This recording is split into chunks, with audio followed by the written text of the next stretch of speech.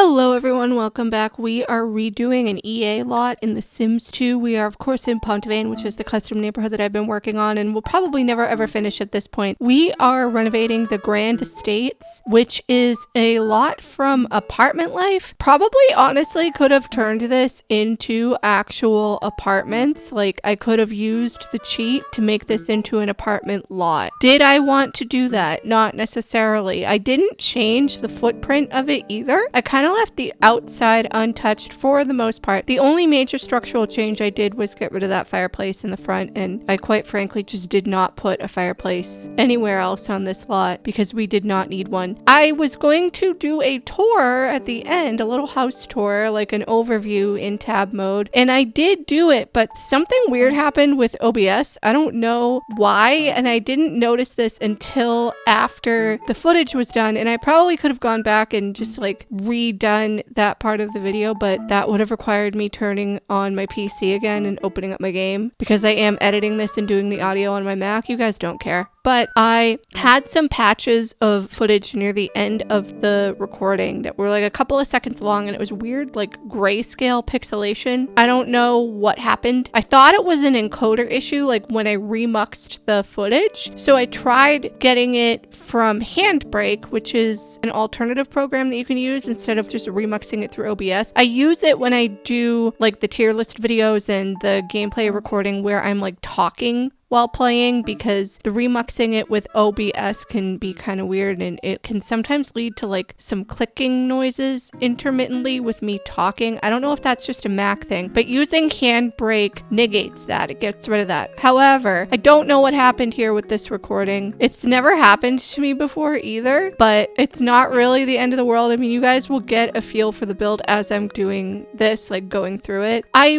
really probably could have shrank the house and made a lot of the rooms smaller. I feel like that these rooms are gigantic, and I also spent a stupid amount of time going through my kitchen cabinets and counter options because I downloaded the Sims 4 to 2 conversions of the kitchen sets from the Lord Crump's website, and this was my first time ever seeing them in the game. So I went through and I just like tried to see all of the options that we had. I wish there was a collection file. There is not. I think I can make my own. I just haven't gotten around to doing it. Probably should. I was trying to see if there was more than just the 3 counter options available for that set that I ended up going with, not realizing that that end piece can be rotated and used on both the end of a left and right counter. And what I think is cool is you can place appliances on it. It's just like the appliances will be facing adjacent to the counter, if that makes sense. Like they won't be facing outward normally, like how you have your microwave facing like outward, like and you're standing in front of it. It would just be like to the side, just because of how the footprint is with the counter and how the mechanics are in this game. Not that it really matters.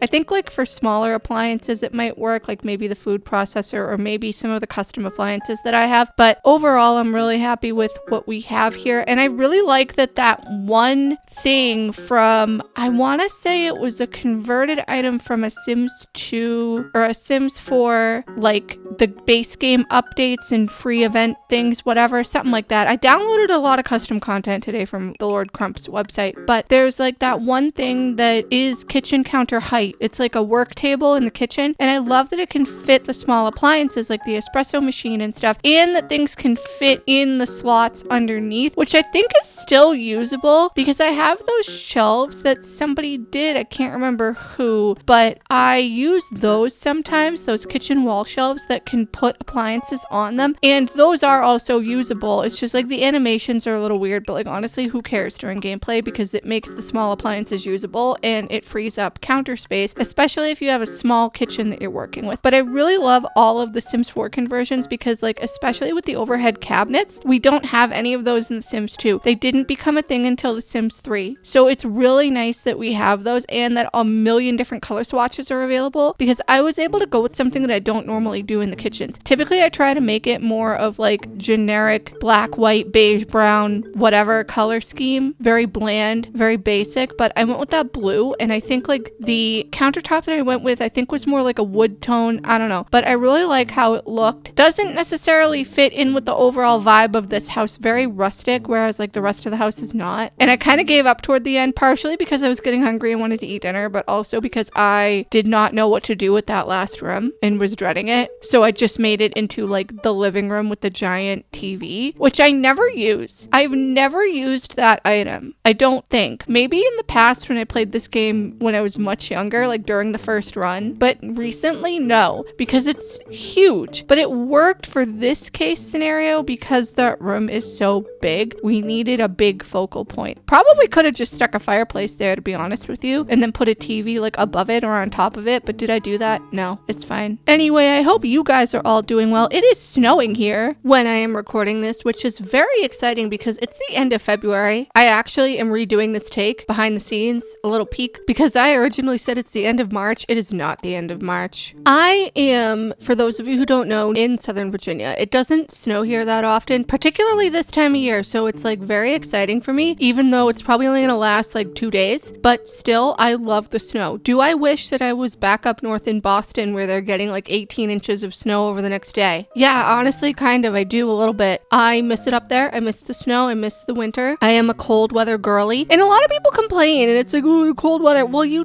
dress for it. You dress properly. You wear layers. You wear warm clothes, cold weather warm clothes. You get a good coat. You get a good hat. You get good gloves. You get good boots. You'll be fine. Yeah, the cold does suck, but I love the snow. It's so pretty. It's a pain to maneuver in, but I can't drive. However, I'm saying that, and it is a pain to walk around in because not all the sidewalks are cleared, and that can be very dangerous. But I do love the snow. I love the winter, particularly because like when it's cold out, at least you can like do something about it. When it's hot out, you either go inside into air conditioning or you sweat and you're miserable. Like when it's cold, you put on layers, you put on warm clothes, you put on the heat or whatever, you sit near the heat, you have a hot drink. When it's hot out, you have a cold drink, you go inside in the air conditioning and you're miserable. Like there's only so much you can do to try and combat the heat versus the cold, I feel like is easier to kind of like deal with. Maybe that's just me. I don't know. Maybe I'm built different, but I'm very excited about the snow. Anyway, I said this in my recent video for part 3 of the Every Nook Miles card challenge in Animal Crossing, but I got a job. I was offered a job and the hiring process right now is still underway as I'm recording this just because, you know, paperwork and stuff. But the funny thing is I am going on a little business trip like not too long after I start. There's a conference that is already happening, like that was already in place to happen before I was offered this position. And it's like an all staff thing, except for like, I guess, you know, if there are circumstances where you can't go. But I was like, do I go? Like, should I be at this? And I am going. It's not that far, but I do have to travel, which I'm excited for. I do like to travel. It's not like super exciting. I mean, it kind of is, but like, it's not like I'm going to a super exciting place. But I mean, it's cool to be able to travel, and the fact that it is a business trip, so like it's paid for by the company, but also like it's a change of scenery for me because the job itself is remote, which I love because like that means that I don't have to go anywhere every day. Like I don't have to deal with traffic. I don't have to deal with trying to commute, like pay for a ride share or whatever, because again, I can't drive. I am low vision. I can't see to drive. So that's nice. There are a couple of conferences that happen throughout the year for the organization. So I'm only going to be seeing like my teammates and the other staff members like a couple of times a year, which is, I mean, I don't know. I feel like there are definitely pros and cons to remote work versus in-person and hybrid. But the other thing was I didn't want to have to really move for a hybrid job anywhere. And I was trying to find a hybrid position up in the Boston area because I am going to be moving back up there in the next like year or two, hopefully. And that had not really come to fruition. However, this position that I applied for is remote, which is great. And I am looking forward to starting. So because of that, the videos here might be a little few and far between. I'm not like leaving this channel. I had the same talk with you guys during the Nook Miles Challenge Part 3 thing, but maybe I'll just post like twice a week or once a week or something instead of 3 times a week. I'm gonna do my best, but I don't know what the schedule is and what the deal is gonna be with this job because it is full-time, even though I think they said the hours are flexible, but it is full-time and it is remote, and there is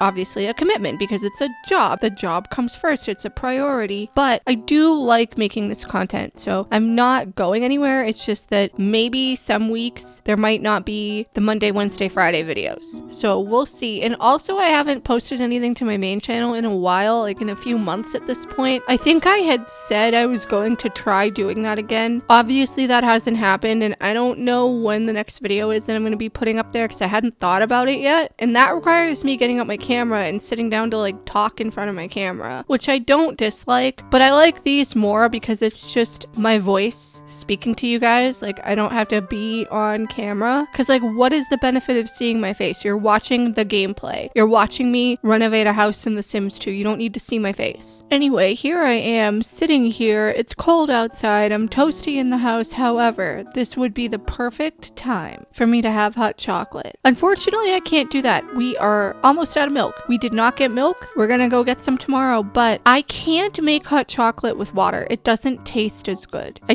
can't do it. I've tried it. It's not that good. It hardly has flavor, and I'm sure that was just because of the mix I was using at the time, but I have this like cookies and cream hot chocolate ball. It's huge, and I was gonna make it in my milk frother because I find that like when I do a hot chocolate ball or a bomb or whatever you want to call it, it doesn't really like dissolve as easily when I'm just stirring it in hot milk myself. But as I discovered recently, and I mentioned this in a few recent videos, the whole milk frother thing, genius. Whoever decided to come up with that as a way to make hot chocolate, they deserve like a gold medal or something, because I never even thought to put it in my milk frother, because I have a milk frother that is like an actual device. It's not the wand that you stick in. It's like an actual, you put it in there and you can either froth it or steam it or both. I usually just do the steaming, so there's a little bit of froth on there, because like when you get the frothing, you can't put as much milk in it for starters because obviously it will like froth over, but also I'm not really big on froth. Like, I like hot milk with hot chocolate obviously, but I don't want it to be super frothy, so just steaming it where there's a little bit of froth, it makes it nice because it's almost like that velvety sort of texture. And speaking of gold medals, both of our national hockey teams, the men's and women's, are gold medalists, which is amazing. Go them. I mean, they're all like professional hockey players on there, but I still think it's really cool, and I'm looking forward to sledge hockey, which is coming up in the Paralympics, unless it's already happened when you're watching this video. It would be nice if Team USA won that too. We could be like triple hockey world champions. Anyway, we are done with the renovation here. Like I said, I didn't really change too much of the footprint of the house, but thank you guys so much for watching. I really hope you enjoyed this video. Please leave any comments, feedback, and suggestions down below. Like and subscribe if you haven't already, and I will see you in the next one.